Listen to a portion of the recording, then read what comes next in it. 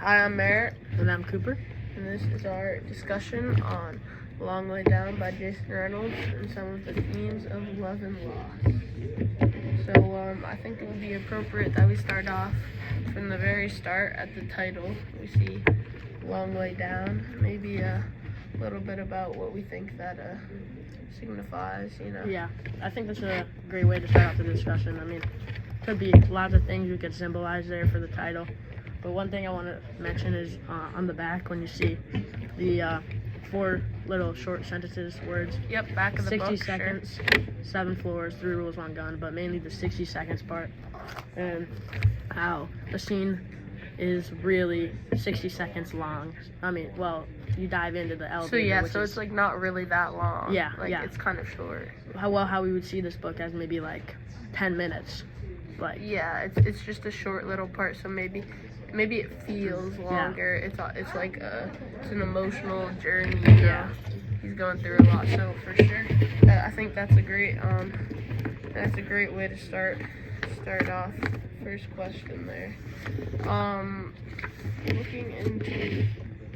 I'm gonna look at a little past that. We're in the book when I think it's Buck, right? Buck, is it? Buck, of course. Buck says, "Might as well relax. It's a long way down." Oh yeah, that's where we see the title mentioned. Yeah, and then after that, when Willis says, "Relax, I ain't got time to relax. I just got a job to do."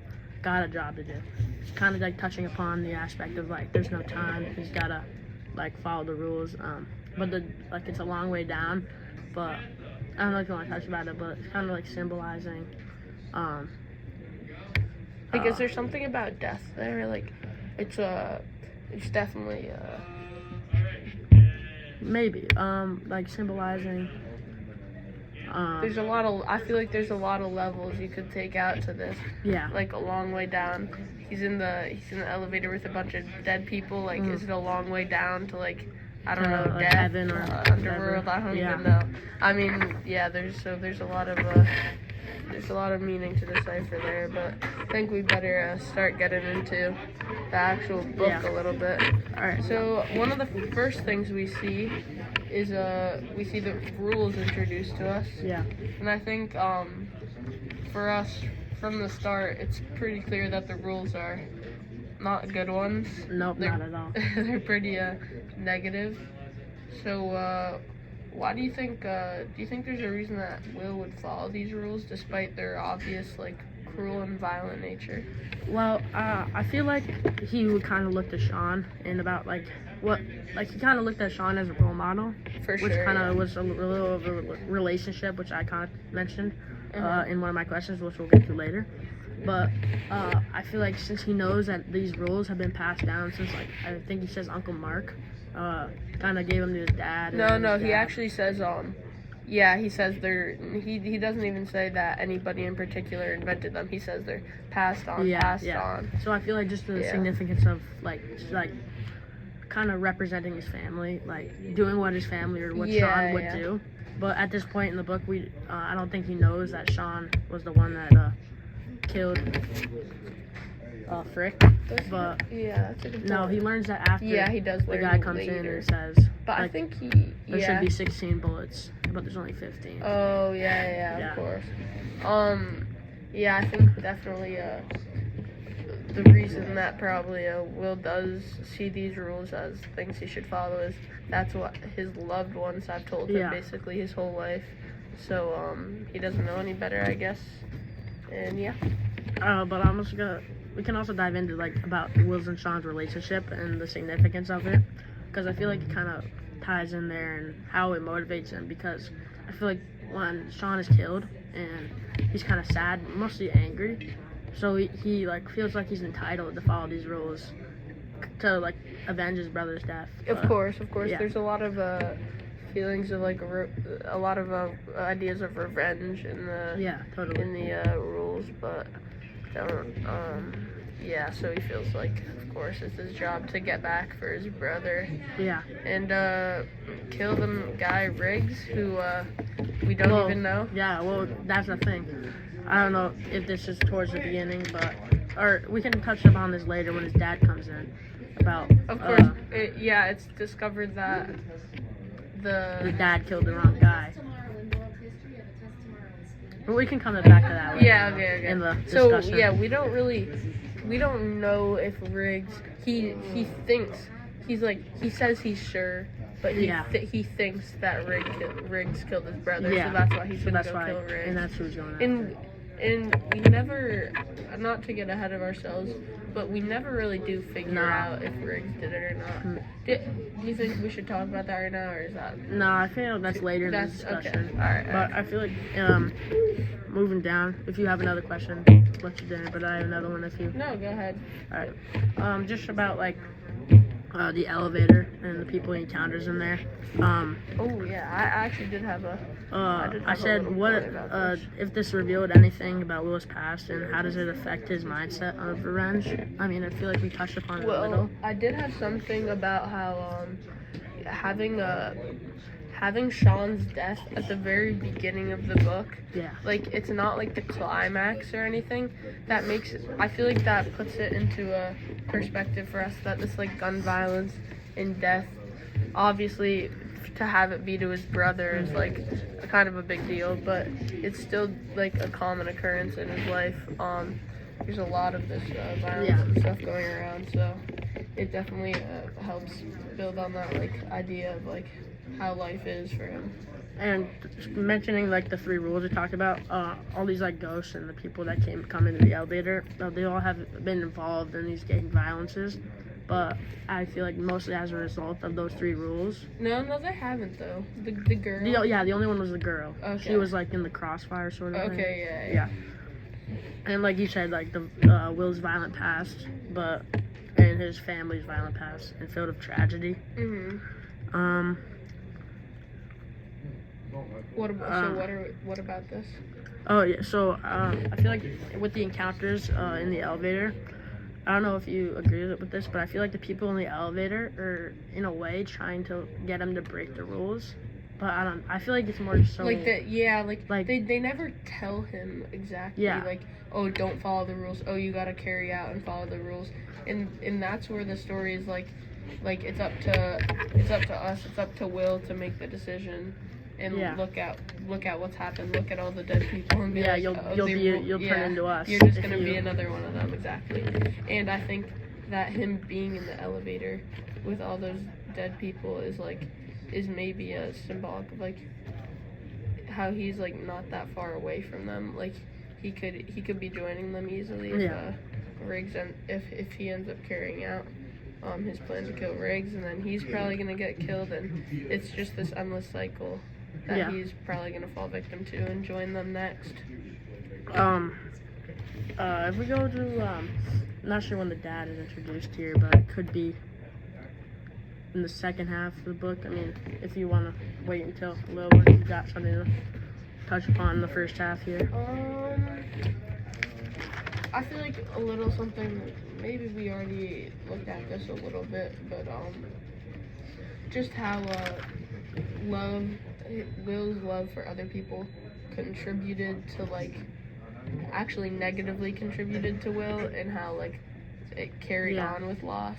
We kind of touched on that, right? Yeah, we did. How obviously he loves the people, and that's not a bad thing, but obviously when he's listening to everything they're saying and listening to the rules, and the rules are not good, that's not going to help the cause. So. Yeah, for sure.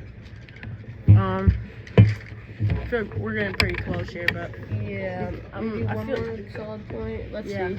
I think I have something. All right. What you got?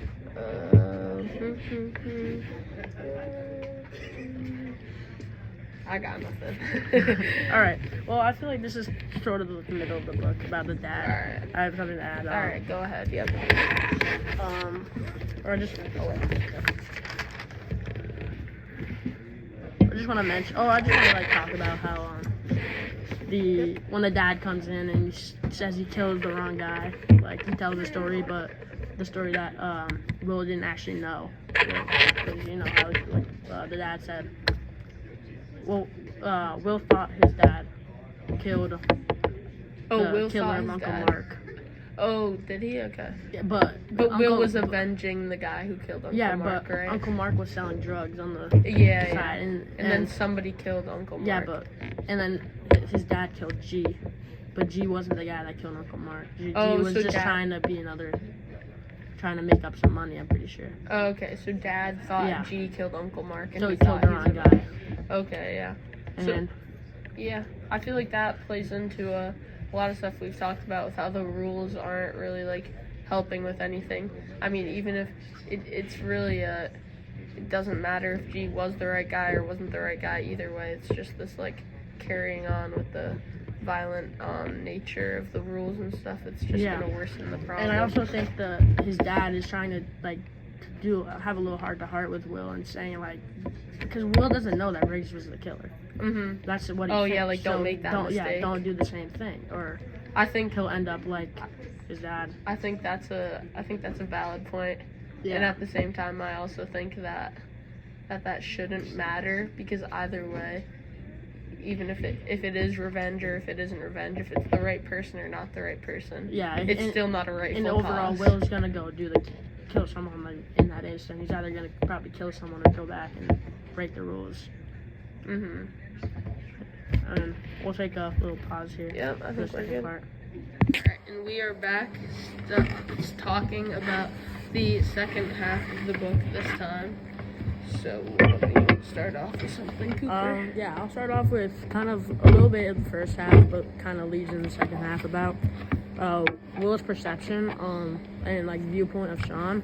And I wonder if you think it changed at all after he learned that Sean was a killer and killed Buck, No, or he did it didn't motivate kill, him? Didn't kill Buck. He killed Frick. Well, he killed Frick. Yeah. Yeah, he killed That Frick. was That's my fault. character. Yeah, or did it motivate him more? Or what do you think? Motivate him more to then Like go to kill. follow the rules and to Yeah, avenge that's him. an interesting point. I think meeting Frick in the elevator and learning that Sean killed Frick motivated him to not go and kill Riggs, because Frick was kind of a nice guy, right? Like Yeah. you meet him and he's just like another cool guy, just minding his own business, and well, maybe he wasn't minding his own business always, but he was just another guy, you know, and so maybe he didn't deserve to be murdered by his brother. Yeah. So maybe he has some perspective of that to not want to kill Riggs. I feel like I get that a little, but I feel like Sean had a little bit of like rationale for doing it, because he said that Buck was like a brother to him. Mm-hmm. And, Oh, okay, of course. how do So you, like, Frick killed Buck. Yeah. Is that what we're? So okay. like, if you're any friend or like your brother, you're gonna get angry. You're gonna want revenge. Even if it's not the right thing to do. It's in the blood. You could see what's happened before with like this whole loophole of killing. Yeah. But in a way, I feel like if you kind of look at Will's perception as like a role model, like Sean's a role model to Will, I feel like he would just follow what Sean would do and do what he would do. Yeah, maybe, but I feel like it's around this time that maybe Will starts to, question what he's been told. Maybe he starts to build his own perception of what he wants to do, but we'll see, or we won't see, because we ultimately don't get to see what he decides to do at the end of the book. A very kind of a cliffhanger, or whatever. Would you have liked to like see a call little it. second part there. But, Yeah, I think but long way down part 2. yeah. Okay, let's see, what else do we have? I also had some points about the Frick. I think, seeing Will seeing the cycle of gun violence for what it is when he meets Frick is gonna make him question his choice to go kill Riggs. In that maybe his brother isn't so much of that role model, because in reality he is carrying on with this cycle of violence and death. Totally. And so let's see. Okay, Riggs. We have touched on Riggs a little bit now, but I think it's important. We see that Riggs, we never really see if Riggs was or wasn't the guy that killed Sean. So that's kind of like a lingering question throughout the book, because Will is going to kill Riggs thinking he killed Sean, pretty sure that he killed Sean. And for me, it felt like this this is the mystery of the book. Like, this is the plot for but, a certain time. I want to touch on that, but and later in the book when they mentioned Tony, who was at the basketball court at the time of the killing, Tony, like when they said Tony was trying to fly, like he was a kid, like the basketball player, of course. And they said that Tony witnessed Buck and Sean's killing. Okay. And Tony was the one that ratted Frick out to Sean. Yeah. So, and then Sean killed Frick because of that. Yeah. So I feel like if there's another like little piece that Will can do to maybe like fact check and double check that Riggs was actually the killer, or or if Tony could play a role in like determining if Riggs actually was a killer. Oh, okay. So you're saying like maybe Tony saw that Sean was killed by. I think they did. I think it said in the book that Tony witnessed. Oh, both that of those Tony deaths. did. Because okay. it was at the basketball court at the beginning of the book. Okay. Well, I was thinking that ultimately, we don't ever find out if Riggs did it or not. So I'm thinking that it's kind of like irrelevant to the messages that we see in the book. Mm-hmm. That these consequences of the violence are just it doesn't matter if it's revenge or rightful, or I mean it's not rightful either way. It should never be justified. All right, so I think going back to the rules here. Honestly, we've talked about the rules a little bit throughout. I think they're very symbolic of like societal expectations and norms, stuff like that. And in Will's community, these are shown through the rules. We see no crying. What else are the rules? Like no switching, like no switching. Oh, no snitching. Switching. Oh, okay. Switching sides, I think. Okay, and then killing. If someone you love is killed, you gotta kill. Yeah, you gotta kill them. Yeah, or kill the person that killed your loved one. So at the very last few pages here, we see Sean.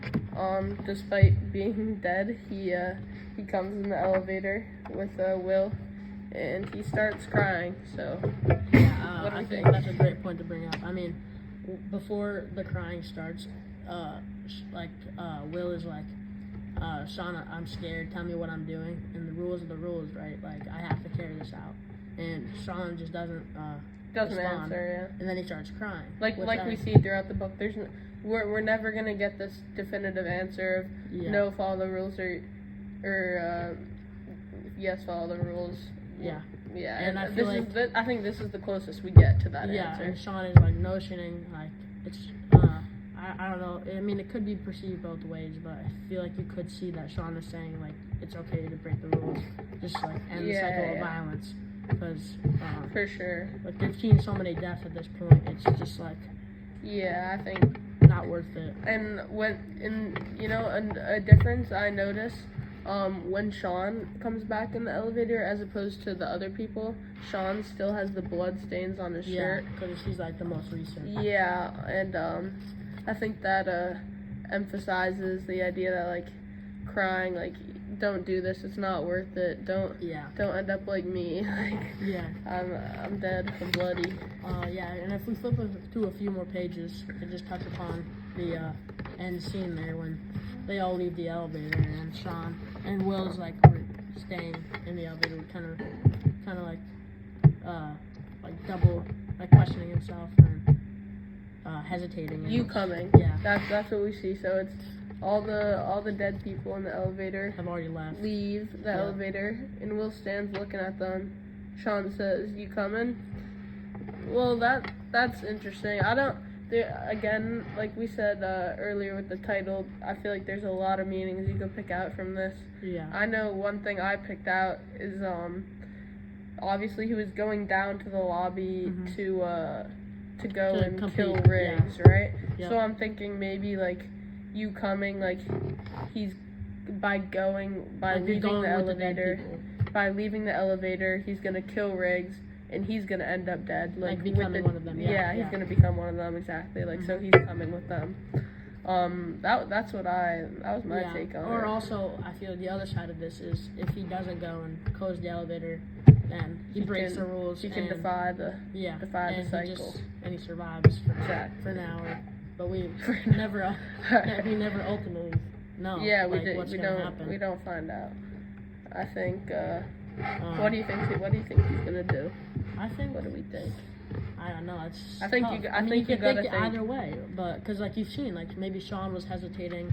I think you gotta maybe think. everyone was hesitating. I think you before. gotta think he's gonna Do the right thing break and the go back. rules. Yeah. He's gonna break the rules and he's gonna stop this cycle. Yeah, I mean, if he stops the cycle, then everyone. I mean, I feel like the gang violence within the community could be pretty much gone. I mean, because you don't like kill someone. Yeah, obviously it's. I mean, that's it's another hard like situation. single-handedly to stop that, but yeah, it's a big step for sure because it's just that the loop. generation, It's the loop, generation. you Well, know? Sean, Will won't have anyone to for any reason to come and kill him. So Yeah, so he'll live yeah, on. The it Dark stops. Sons will live on, but It stops that loop. Exactly. yeah, between the That's the Hollowmans. important Is that their thing. name? Hollowmans. Pretty sure. don't They're even know. something Oh. like that. And then. Okay, so yeah, I mean overall, themes of the story, any in particular theme? I feel like just the themes about love and loss. I mean, how can it? I mean, it's very prevalent in this book, and how it can affect people and motivate them, sure. and just like Yeah, I think theme I picked out had a lot to do with loss. Was that violence is not always the answer.